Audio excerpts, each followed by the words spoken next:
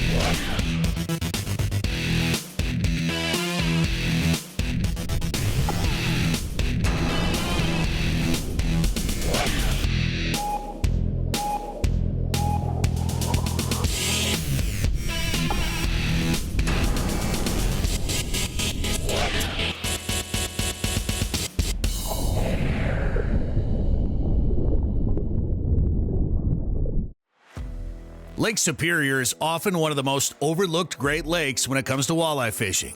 Although it can be relatively difficult to fish due to wind and constantly changing conditions, it can offer some really good fishing.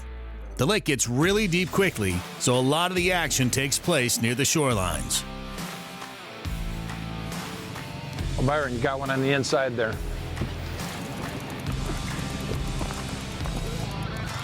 Just bring it right over to me.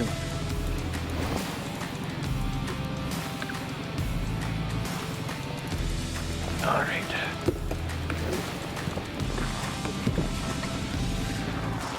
Oh, that looks like a good one, huh? Yeah, it feels pretty nice. I'll get the net here. Get it more ready, huh, Byron? Yeah. Knock you out of the boat. He's right here too, isn't he? Yeah, he's right here. Yes! Got him! Nice, nice, nice. Nice on. Woo. Woo. That's a nice one, B-Ron.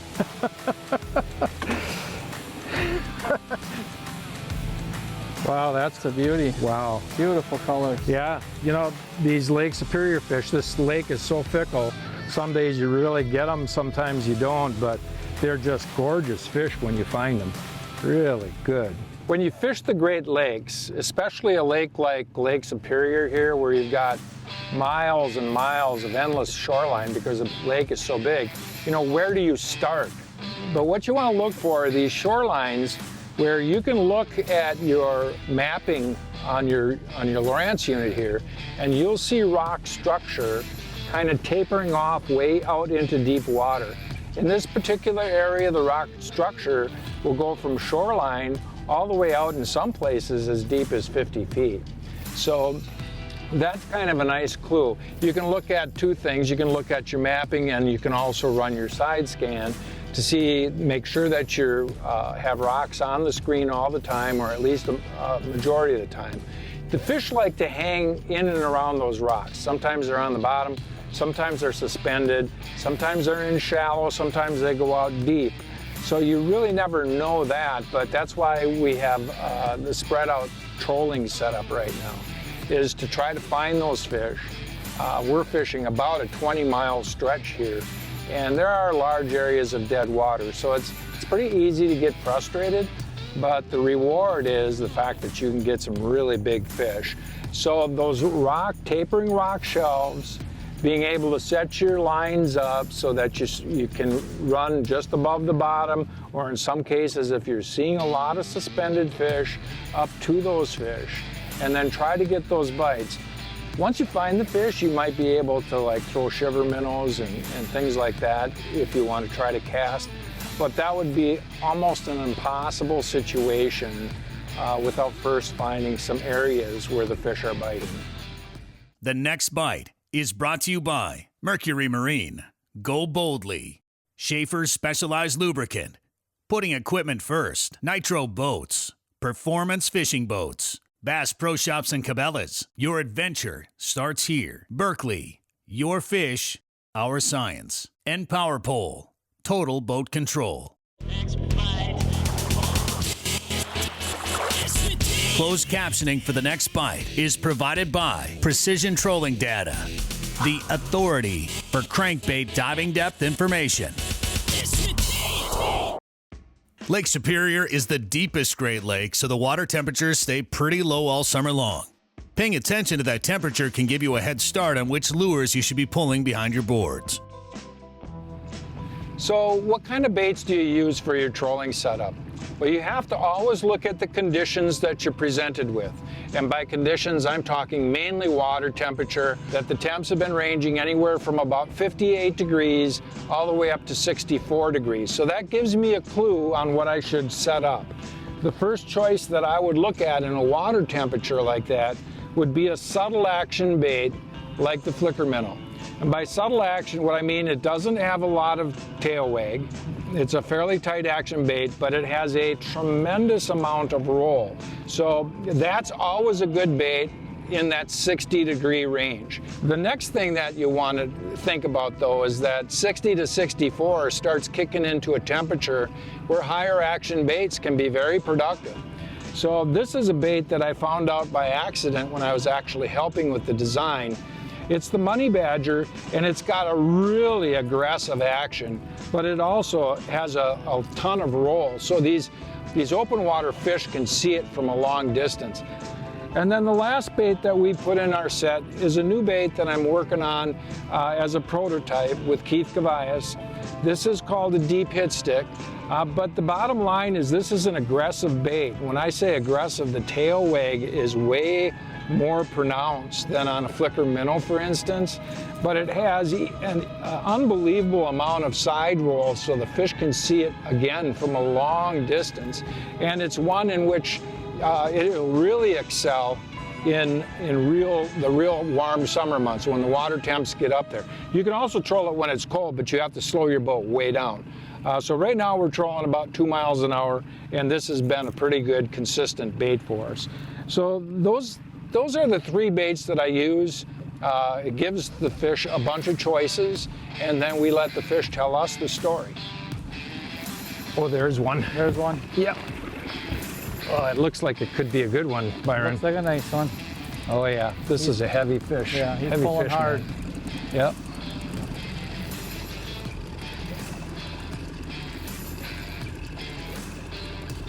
Either that or he T-boned it and he's coming in sideways, which is possible. Yeah, once you kick this boat in neutral, this is a big fish. You just put the brakes on. Ooh. He's way over there. Yeah, no, this is a good fish. Yeah. You ready? Oh yeah, look at him. He's a big one. Here he comes. Yeah. Yeah. There you go. That's a nice one. There's a nice one. Wow. Nice. Nice one. Yeah, he got money badger. Well, and you could tell right away he was a good one, you know. You need pliers, Byron? Here you go. Yeah. I'm going to put the boat back in gear here so we don't get snagged on our weighted lines. Yeah, he hammered him. There's a nice fish. Yeah, that is a good fish. Beautiful fish. Yeah, it's probably 27-incher or so, I guess, yeah. right in that neighborhood. Yeah, beautiful. Yeah. Beautiful. Money badgered. Yeah. Yeah, well, then we'll let him go. Here, I'm going to get that money badger. Oh, you got it out already. Good.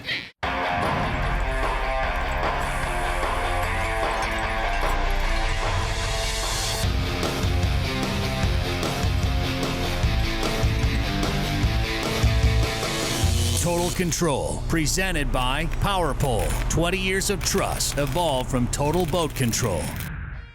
in walleye fishing, everybody knows that the night crawler is probably one of the deadliest and most popular live baits that's out there.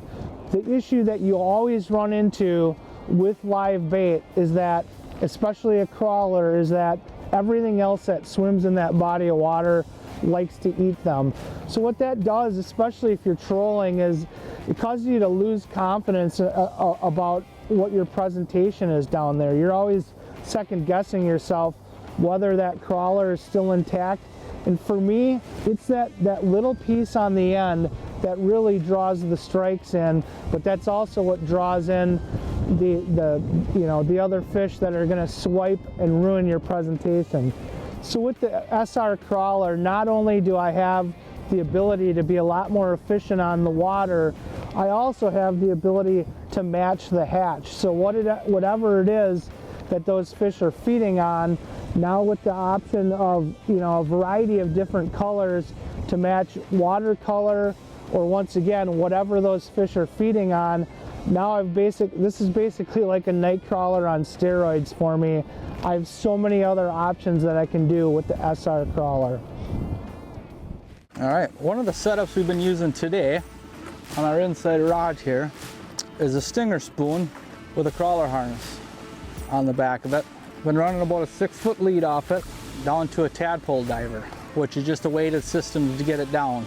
These spoons run very well in conjunction with our crankbaits we got running out here.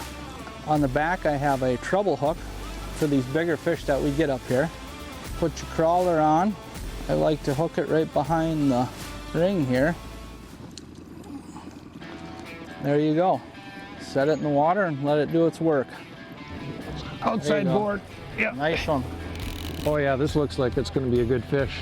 Pulling hard. Looks like he's pulling hard. Yeah, bit actually very aggressively, I thought. Yeah, pulled it back pretty fast, didn't it? Yeah. It doesn't feel quite as big now. No? It's hard to tell if they are hooked in towards the nose any place. It's taking drag on me. Oh, there he is. Oh, he's not that big. No. He just got that thing T-boned in his mouth. Ooh, Oh, he's I guess decent. he's okay. Yeah, he's a decent fish. Hey, nice.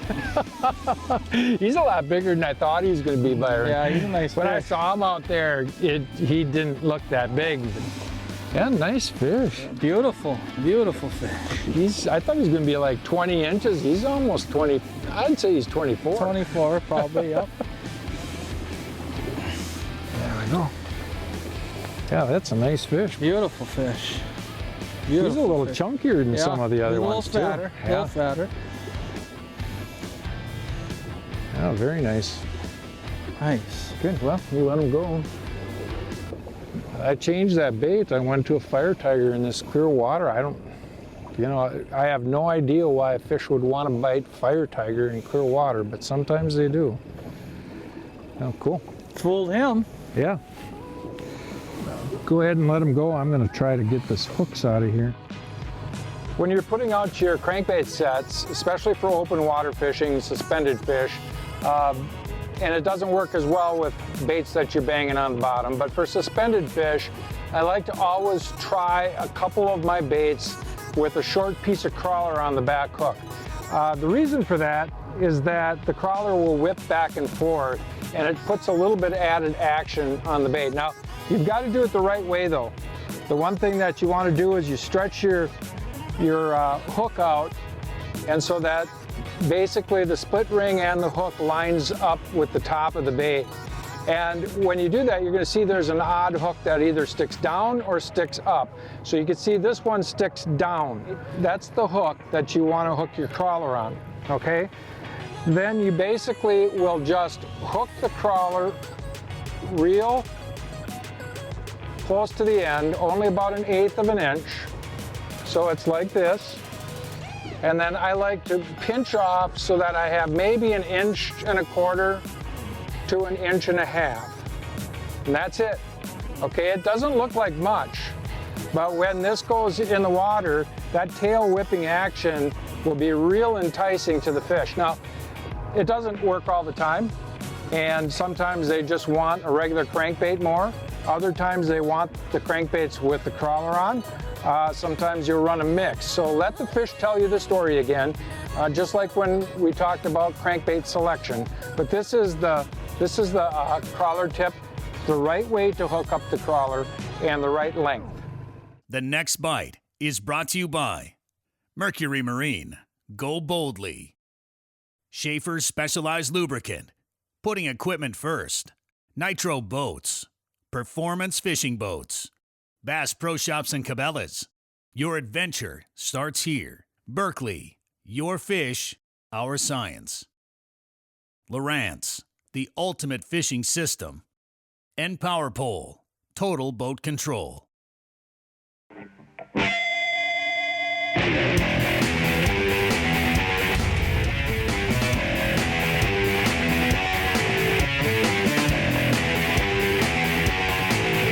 Hot topics, leading information and tackling techniques to make you a better angler. Presented by Mercury. We just enjoyed a really nice fall day of fishing, but I want to talk a little bit about just making sure you're taking care of your motor when it's really cold out. But in many cases, that's when the best fishing is, especially for some really big fish. But one of the things you want to keep in mind is when you pull that boat out of the water after you're done fishing, and you know that you're maybe staying at a hotel and you're going to store that boat overnight, something you want to do is make sure that your lower unit on your motor is 100% drained. So it's as simple as after you pull that boat out of the water, we're going to trim the motor so it's sitting level, and you're going to let 100% of the excess water that's still in that lower unit drain out onto the ground. Now after that's all done, and if you're going to be dealing with really extreme temperatures, maybe 10 degrees or colder overnight even, what I'll actually do is I'll hop up in the boat and I will quickly turn that motor over. Don't let it run, but just turn it over so it actually blows any more excess water out of that lower unit. And then you can be rest assured that there's no water that can possibly freeze in that lower unit. So you know that you can let it sit overnight in cold temperatures, put that boat back in the water the next day, and catch a bunch of big fish. There are multiple ways you can set up an offshore planer board. Today we're running our offshore planer boards. We're using the Pro Release setup, which is both clips on the front arm. This one here goes up to your rod. This one here goes back to your bait. We like to use the orange style because it's a lot easier for us to get the clips off. When it's cold, your hands are cold, it just makes it a lot easier. With this setup that not many guys there aren't running right now, when you do get a fish on, it likes to tilt back, do what we like to call a wheelie, and start coming back. Next time you're out on the water, try this Pro Release setup. You will not be disappointed. Choose the best combination of clips for your application and fishing style. Oh, there's one, Byron. It's starting to slide back. Looks like a little one to me, though. How's it feel? Feels pretty decent. Oh, does it? Yeah. I'll slow the boat down first.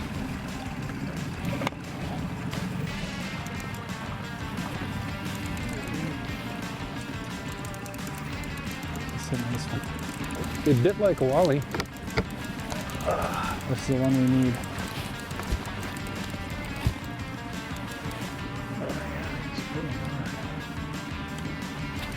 Okay, buddy. I'll get that net. Still feels pretty good, huh? There he's coming. You see him? Yep, I do. Oh, keep him coming, B-Ron. You're not all that good. Okay, I need. Okay, B-Ron, give me a hand here. Oh, yes. Yes. Nice. That's a nice fish. Whew. Wow, he popped off too. I Yeah, could tell he was not hooked very well. He's off from the net. Yep. Ah, here's spoon setup. Nice. That's really a nice compliment. Come here, buddy. It's a really nice compliment to fish this with crankbaits. Oh yeah. Because you can go at the same speed. You don't have to go slow like a spinner. Oh, come here, buddy. That's a nice fish. Beautiful fish. Oh yeah, mid-20s I would say. Yep. Really a good fish. Healthy looking. Yes, yes, for sure. Cool. Well, I'm going to get him back right away while you get your gear all put away. So, all right. Okay, buddy. He fought really hard. Is he gonna go? Yeah, he's getting stronger. I can feel him. There he goes. Nice, nice. You know, that's a good little tip. Just holding them there like that with their heads forward and let them swim. Wait till they go under their own power. Don't just let them go. Once they get strong enough, and they will, basically they'll swim right away like that, and you won't harm the fish at all. They'll get down, they'll be able to equilibrate, and everything will work out really good. That is a big, that's a nice whitefish. Oh yeah. Now that's kind of cool that we got one, but a lot of people don't realize how good the ice fishing in the winter is for those big whitefish like this. Oh yeah. But for this time of year, that's pretty rare. This is very rare for here right now. Yeah, no doubt. Well, might as well get them back. Unless you want to smoke them. No, we'll put them back. When you're trying to do your setup for baits, let's try that again. Okay. Yeah, this is typical one that a lot of people will put into a walleye sandwich for sure. So we'll let this guy go back. There you go, buddy. Thank you for your time. Said Flickerman have been chapping lips since '92. Thing's more of a mess. Wonder if he comes with a side of tartar sauce. He'd be perfect for that, wouldn't he? Oh, absolutely.